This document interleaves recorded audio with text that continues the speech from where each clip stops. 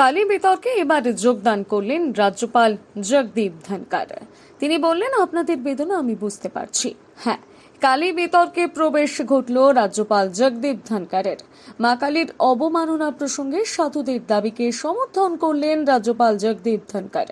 মঙ্গলবার বিকেলে বিরোধী দলনেতা শুভেন্দু অধিকারীর সঙ্গে একদল সাধু রাজভবনে রাজ্যপালের সঙ্গে সাক্ষাৎ করতে যান। সেখানেই তার হাতে একটি স্মারকলিপি তুলে দেন সাধুরা। রাজভবনের উদ্যোগে সাধুদের বসার বন্দোবস্তও করা হয়েছিল। সেখানেই তিনি জানান, আপনাদের বেদনা আমি বুঝতে পারছি। पूरे पश्चिम बंगाल से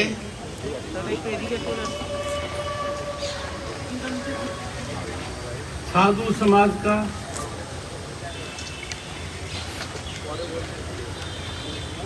इतनी संख्या में प्रतिनिधिमंडल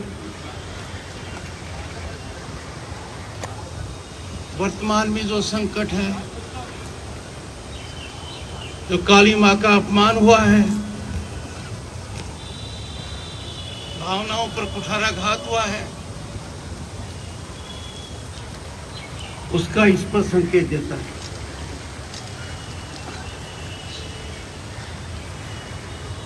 भारत की पवित्र भूमि में पश्चिम बंगाल की सांस्कृतिक भूमि में इस प्रकार का कुकृत्य हो,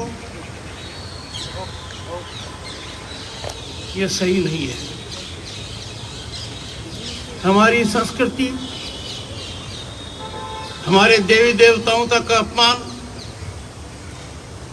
बेरोक-टोक हो, कोई अंकुश नहीं लगे, ये भी एक चिंता और चिंतन का विषय है।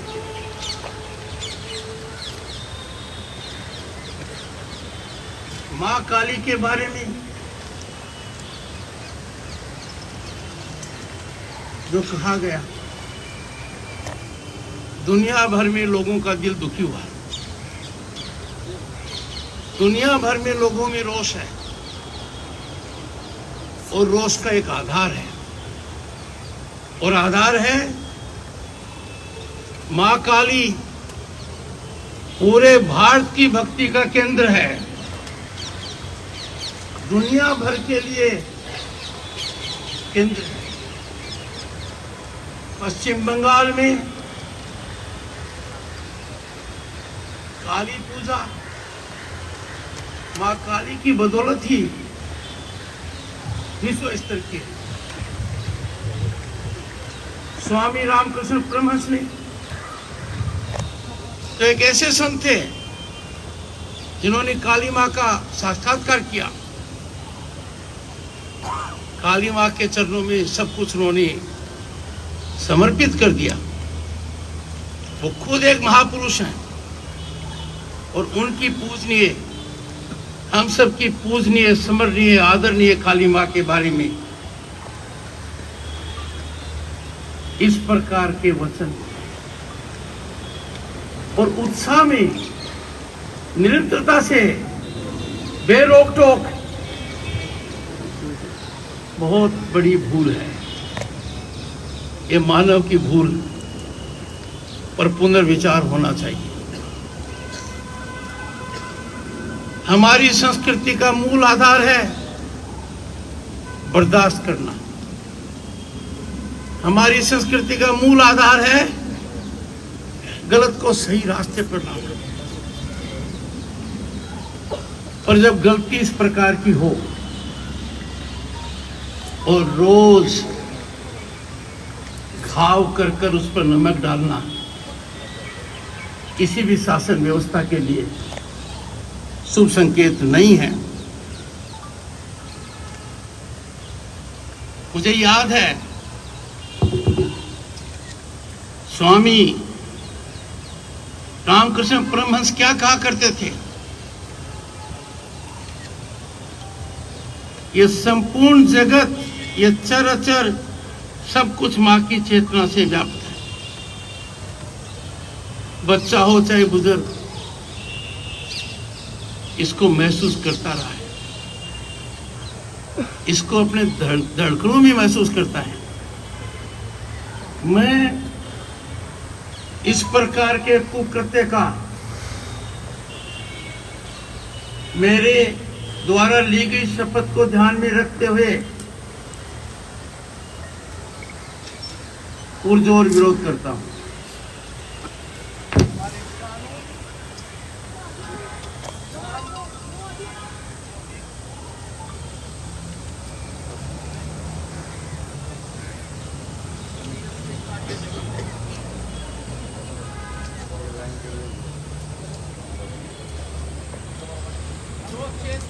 No audio sir.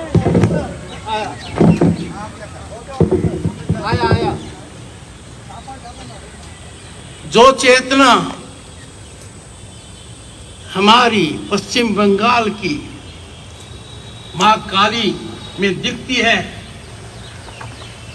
इस चेतना के प्रति पूरा भारत नतमस्तक है। पूरा भारत आस्था रखता है, और जब आस्था इतनी पवित्र है, आस्था इतनी गहराई की है, तो हमें रास्ता भी दिखता है। हम सबको मां काली का असीमित और असीम आशीर्वाद प्राप्त है, इसमें कोई संदेह नहीं है। ऐसी परिस्थिति में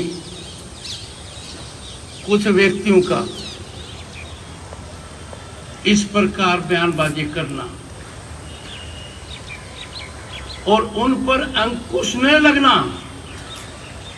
परिवार का कोई सदस्य गड़बड़ होता है, समाज में कोई व्यक्ति गड़बड़ होता है, तो सबसे पहले आंतरिक व्यवस्था की वजह से अंकुश लगता है, प्रताड़ित किया जाता है, सुधार किया जाता है,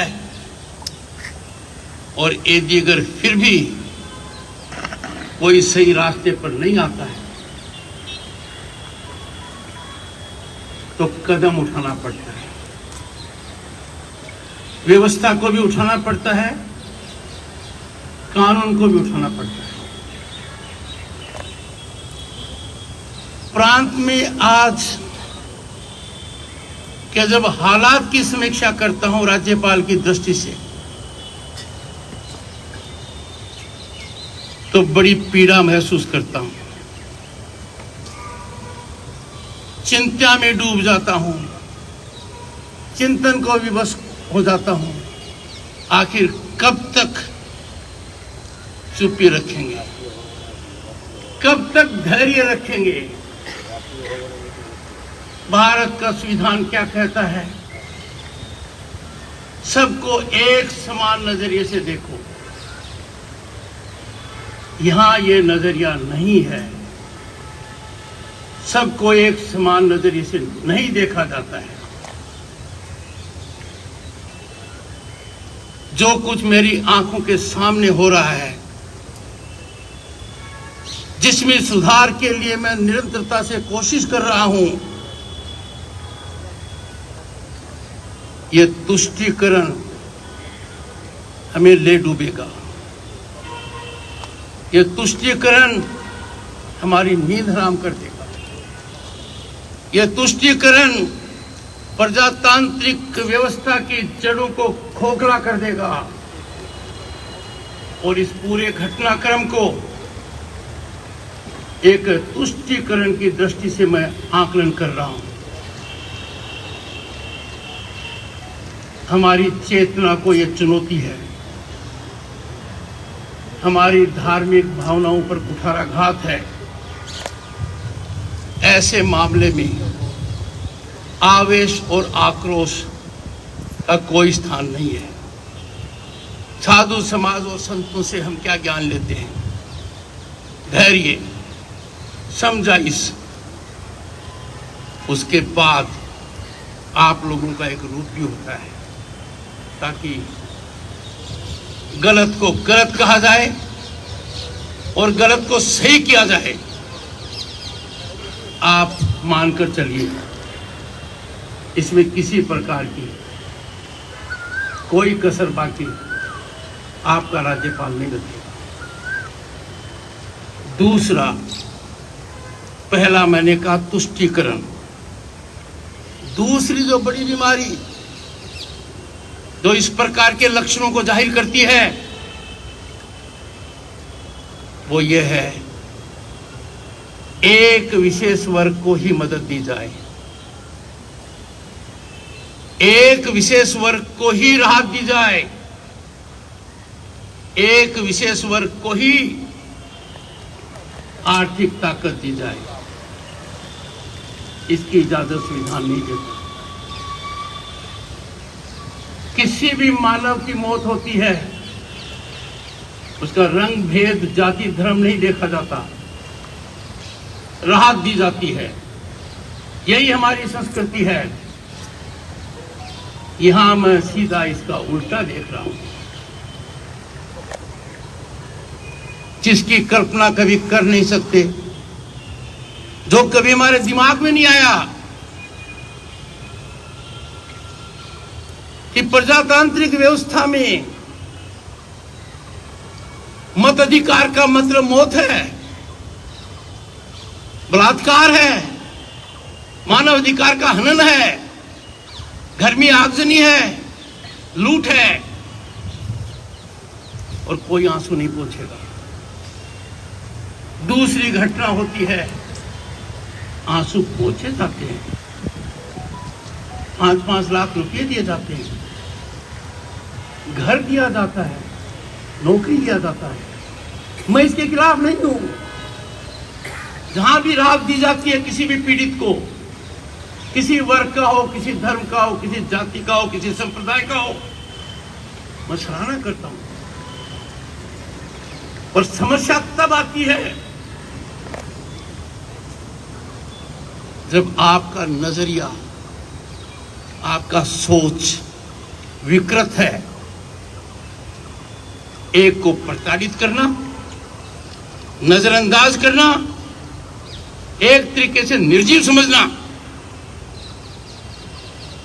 और दूसरे को तीव्र गति से छप्पर फाड़ मदद करना, यह शासन व्यवस्था को बहुत बड़ी चुनौती है। आप लोग संस्कार देते हो, आपके संस्कारों में झूठ नहीं हो सकती, आपके संस्कारों में हिंसा नहीं हो सकती, आपके संस्कारों में भ्रष्टाचार नहीं हो सकता। और मुझे क्या देखने को मिलता है, जब पश्चिम बंगाल का हाई कोर्ट फरवरी 2022 में अपने फैसले में कहता है कि पश्चिम बंगाल के हर भूभाग में, कोने कोने में सिंडिकेट और माफिया उगाई कर रहा है। ये आपके राज्यपाल के वाक्य नहीं है, ये उच्च न्यायालय का निर्णय है। ये हमारी व्यवस्था को चरमराता है और इस प्रकार की प्रवृत्तियों को जन्म देता है। माननीय सुप्रीम कोर्ट ने भी उस फैसले को नहीं बदला। मैं आप लोगों से आज एक विनती करूंगा,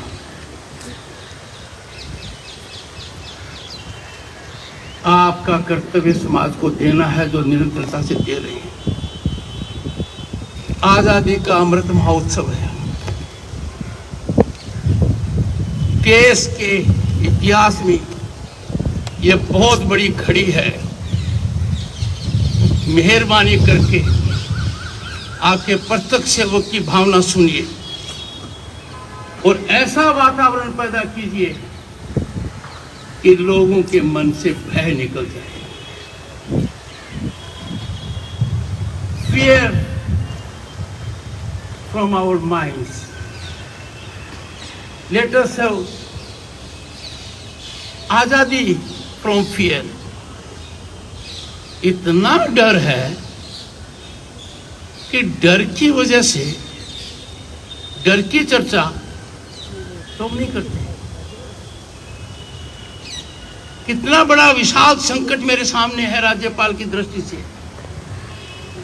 कि जिस बात की जानकारी सबको है, सबके मन में है, ओपन सीक्रेट है,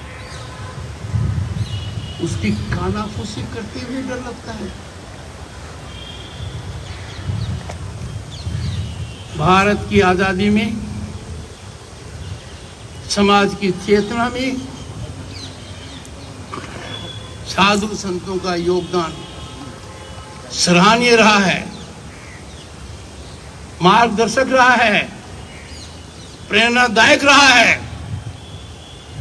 मैं आपकी संख्या 200 साधु संतों की नहीं मान रहा। आप प्रतिनिधित्व करते हैं, पश्चिम बंगाल की हर भूमि का प्रतिनिधित्व कर रहे हैं। जब आपका अनुरोध आया तो मेरे मन में बड़ी पीड़ा हुई कि हम ऐसी जगह पहुंच गए ना साधु संतों को इस प्रकार के प्रतिनिधि मंडल में आकर राज्यपाल को यह बताना पड़ेगा कि जिनको हम इष्ट मानते हैं, जिनका दुनियावी प्रभाव है, जिनकी कृपा है, उनके बारे में कोई कुछ भी कह देगा, आप तो बोलोगे। ऐसी परिस्थिति में समाज का एक बड़ा वर्ग डर या भय से यदि अगर चुप रहता है, मुखर नहीं होता है, तो मैं इसको समाज के प्रति बहुत बड़ा अनादर मानता हूं। मैं इसको मानवता के श्रेष्ठ सिद्धांतों के अनुकूल नहीं मानता। हमें बोलने का अधिकार है। जब तक बोलोगे नहीं, सशक्त तरीके से बात को नहीं कहोगे, उसको प्रभावी नहीं करोगे, हमारी पीड़ा समझ में नहीं आएगी। मैं आपके प्रतिनिधि मंडल द्वारा दिया गया प्रतिवेदन का पूरा अध्ययन करूंगा और जो कुछ कानूनी रूप से मेरे दायरे में है वो निश्चित करूंगा, जो मेरे सामाजिक दायरे में है वो भी करूंगा, जो मेरे आचरण में होना चाहिए वो भी मैं करूंगा। और आप लोगों को यही कहूंगा, जन चेतना, जन जागरण, भय मुक्त होना, लोगों को भय मुक्त करना, लोगों को महसूस कराना। हम दुनिया के उस भाग में हैं, हम भारत माँ की भूमि पर हैं जिन्होंने हजारों साल तक दुनिया को एक दृष्टि दी है, और हम दोबारा ये स्थान प्राप्त करने के लिए बड़ी तेज गति से आगे बढ़ रहे हैं। ये निश्चित होगा। आप बोलोगे, आप चिंता व्यक्त करोगे, तो समाज में हिंसा और असत्य दोनों पर कुठाराघात होगा। मैं मानकर चलता हूं कि मेरी बात को आप अपने भक्तों तक, समाज के विभिन्न अंगों तक पहुंचाएंगे, ताकि जो कृत्य भारत के संविधान ने मुझे दिया है, जिसके लिए मैं कटिबद्ध हूं, हर सूरत में बेहिचक होकर मैं मेरी शपथ का निर्वहन करूंगा। पर उसमें इस इतने बड़े हवन में आपकी आहुति सबसे ज्यादा महत्वपूर्ण होगी। नमस्कार।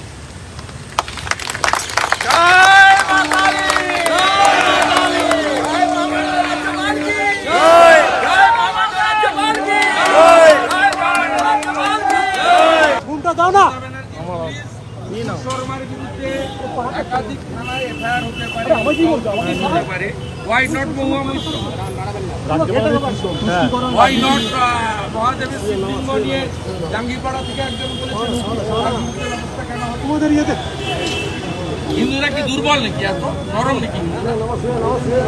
আমরা বলেছিলাম আপনাকে 200-র বেশি জিডি হয়েছে, একটা এফআইআর করেনি মমতা ব্যানার্জির পুলিশ, অথচ নুপুর শর্মার নামে একাধিক এফআইআর হয়েছে, সেটা ওদের ব্যাপার। আমরা পরিষ্কার বলছি, কাল কৃষ্ণনগরে র্যালি দেখেছেন, সাধু সমাজ আজকে রাস্তায় নেমেছে। আমরা 10 দিন পরে হাইকোর্টে যাব সব জিডির কপি নিয়ে পুলিশিং অ্যাকশনের জন্য। আর মহামন্ত্র ওই 7টা লোকসভা 7টা বিধানসভা ওখানে হিন্দু সম্মেলন হবে, পতাকা থাকবে না, ধ্বজ থাকবে। সব হিন্দু অর্গানাইজেশন সাধু সমাজ সেখানে যাবে। হিন্দুরা আইন হাতে তুলে নেয় না, হিন্দুরা জেহাদিদের মতো সিএ, নির্বাচন পরবর্তী সন্ত্রাস, হুকুর শর্মার ইস্যুতে বাস জ্বালানো, আগুন জ্বালানো, এসব কাজ হিন্দুরা করে না। আরে মাথাটা সরাও না। আমরা একটা শান্তিপূর্ণ সমাজ, এটা আমাদের এটা শিখিয়েছেন সংযম কাকে বলে। আমাদের হিন্দু সমাজকে এক করে সংসদীয় ব্যবস্থার মধ্য দিয়ে কি করে সংসদীয় ব্যবস্থার মধ্য দিয়ে রাজনৈতিকভাবে দেউলিয়া করে দিতে হয়, আমরা সেটা জানি, সেটা আমরা করব। এবং পশ্চিমবাংলায় সেকুলারিজমের নামে প্রকাশ্য রাস্তায় দাঁড়িয়ে গরুর মাংস খাওয়া হয়, প্রকাশ্য রাস্তায় দাঁড়িয়ে। এই সেকুলারিজম বাংলাতে খতম আমরা করবই, খতম আমরা করবই। এবং এখানেও উত্তরপ্রদেশের মতো, আসামের মতো, এখানেও তুমি কে, আমি ভারতীয়, আমি হিন্দু, এই কথা সবাই বলি।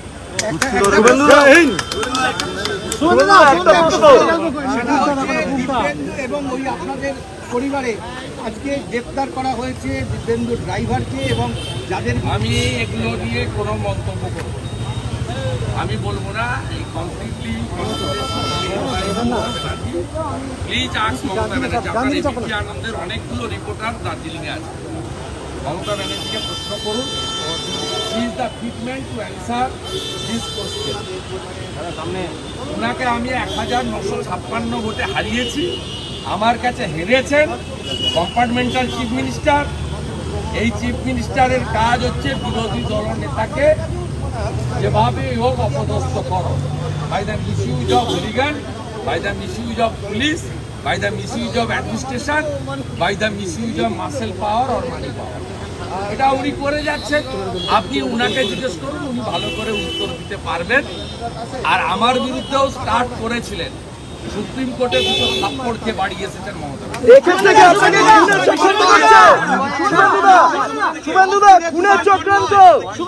নির্মাণ সংক্রান্ত ফাইল উধাও হয়ে গিয়েছে।